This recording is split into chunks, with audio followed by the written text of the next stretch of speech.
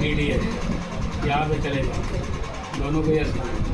ये 10 नंबर तुम्हें मिलेगा जब TDS का रजिस्ट्रेशन कराओगे सरकार को। खाता नंबर मिलेगा जिसमें TDS सारे कलेक्ट होंगे कट करके।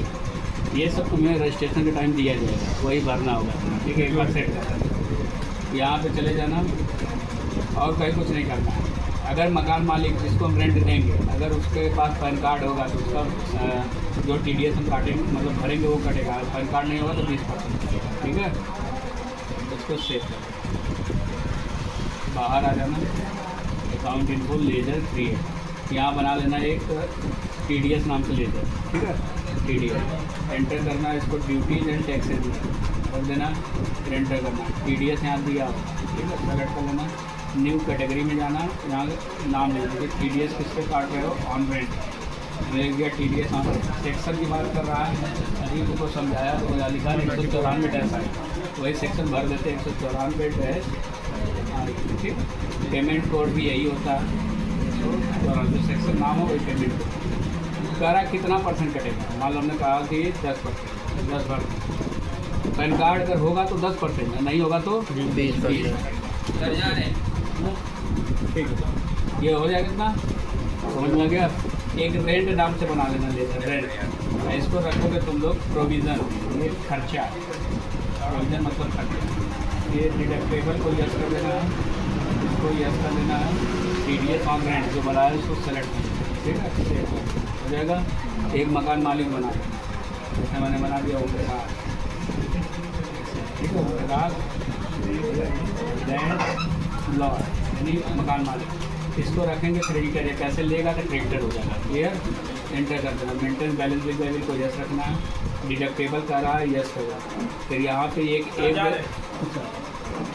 एक व्यक्ति होगा ना तो रेसिडेंट, अगर ये कोई कंपनी दुकान होगी तो कंपनी ले लेंगे, लेकिन ओम प्रकाश तो एक व्यक्ति है जिसका मकान है, जो जिसने हमारी कंपनी जो है उसको किराए पे दे, अपना मकान किराए पे दिया हमको चलाने के लिए। ठीक है, इसको रेसिडेंट में डाल देंगे और ये यस कर देंगे। ठीक है, इतना ध्यान रखना, एंटर करके।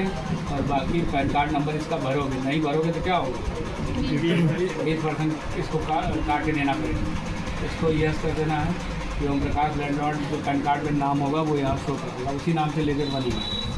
सेव हो जाएगा इतना कर लोगे। फिर बैक करके आ जाना, सेल्स नाम से एक लेजर होगा उसी में चले सेल्स पहले का बना होगा। जैसे मैंने TDS बनाया ना, तुम TDS 1 नाम से बना लेना प्रैक्टिस। ठीक है, यहाँ पे आ जाना, यहाँ पे देखो कहीं TDS वो TDS नहीं देखा रहता है।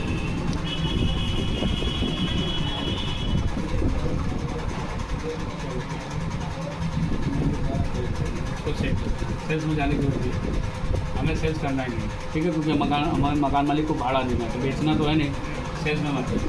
अकाउंटिंग वाउचर पे चले जाना, F7 लगा, F7 ये क्लियर।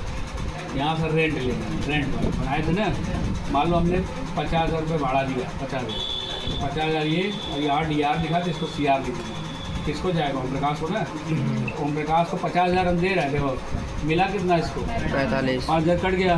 5,000 कटा, 10% कटा ना, यहाँ पे ऐसे एंटर करना, सही से भरे रहोगे तभी कटेगा। और यहाँ पे ले लोगे TDS, देखो 5,000 कट गया, सेव कर देना, हो जाएगा इतना।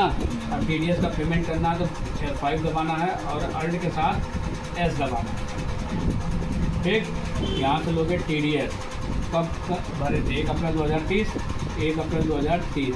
अब 31 तारीख को लेता है ना, तो हम क्या करेंगे 1 मई 2030 करने, क्योंकि अप्रैल किसे का होता है, एक दिन बढ़ा देते हैं। फिर यहाँ लिख देना 1 अप्रैल 2030, यहाँ वही डेट भरना जो ऊपर है, ये आ जाएगा अपने से, उठा लेगा सर, बस एंटर कर देना, एंटर कर देना। उठा लिया सब 5,000, अगर नहीं उठाता तो यहाँ भर देना 5,000। क्लियर, सेव कर देना। बैंक के थ्रू हो रहा पेमेंट, हम नगद में देना चाहते हैं तो उसको हम लोग नगद में करते हैं।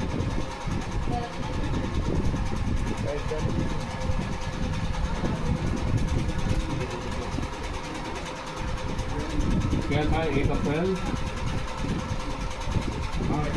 2030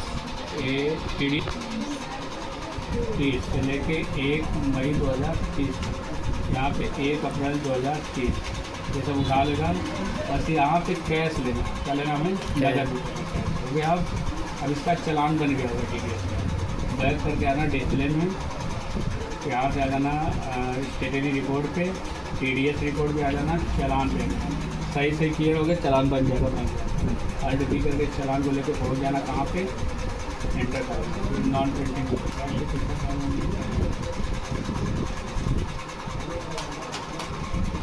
लो यही सब फंक्शन के साथ